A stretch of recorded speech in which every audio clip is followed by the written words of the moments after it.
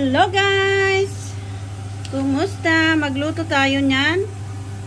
Yan, hindi ko alam basahin yan. Bahala na kayo dyan. Italian. Pinakuluan ko lang yung tubig. And then, 3 minutes. 3 minutes lang na ipakulo siya. Ayun, luto na siya. Hanguin lang natin. Drain natin. Ating pagkain ngayon. Ako'y tinitikman ko ang iba't ibang klaseng pagkain. Yan ang pinaka-carbo ko, carbohydrates. Dahil made of potato. Masyadong mabigat ang rice. So, we will cook this. Drain lang natin. Last time, kinain ko lang siyang ganyan. Nilagyan ko ng cheese. Now, naglagay naman tayo ng pesto. Halo natin, mix natin ng pesto.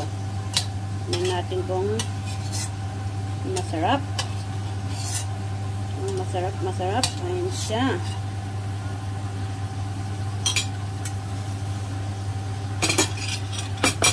Ito naman ang aking pesto. Ayan siya. Pesto basil. Ayan. I-mix lang natin. Ayan.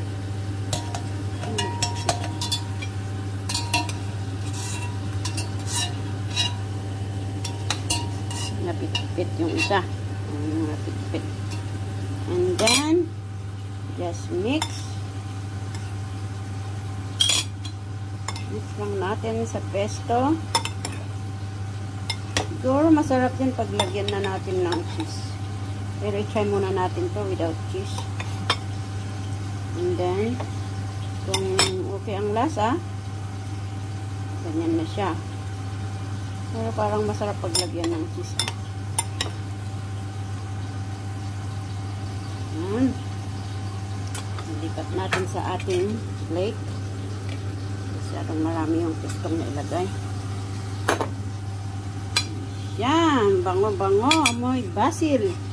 Naaamay mo, amoy. Mabango. Tikman yan natin. Let's try. Yan siya, bango. May naamoy yung herbs.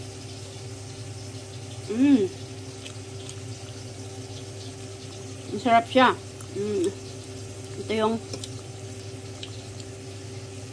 talagang masarap. Same din sa lasa ng pasta with pesto. Same din ang lasa. Ayan, wala siyang salt. Ganyan lang siya. Pero kung gusto mo, pwede sigurong lagyan ng pwede din sigurong lagyan ng cheese para mas malinamnam. Ayan guys, thank you for watching. Bye-bye.